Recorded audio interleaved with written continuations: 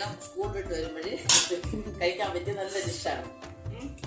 നമുക്ക് കുറച്ച് മാവെടുത്തിട്ട് ഏത് മാവിലരി? അത് പിന്നെ ബിരിയാണി അരിയാണ്. ബിരിയാണി അരി പൊടിച്ച് അതിൻ്റെ മാവാണ്. നല്ല ടേസ്റ്റ് ആയിരിക്കും. അതിൻ്റെ കൂടെ കുറച്ച് ശർക്കര ചേർക്കുക. ശർക്കര ചേർത്തതിന് ശേഷം കുറച്ച് തേങ്ങ ചേർക്കുക. അത് കഴിഞ്ഞിട്ട് ചക്ക അരിഞ്ഞു വെച്ച ചക്കയിൽ കൊണ്ട് ഇത് ചെറുതായിട്ട് അരിഞ്ഞ ചക്കയാണ് നമ്മൾ മിക്സിയിലിട്ട് അടിച്ചെടുക്കുക. ഇതിനെ നമുക്ക് ഈ മാവിലോട്ട് ചേർക്കാം.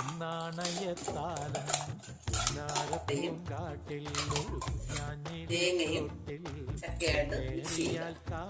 നല്ലവണ്ണം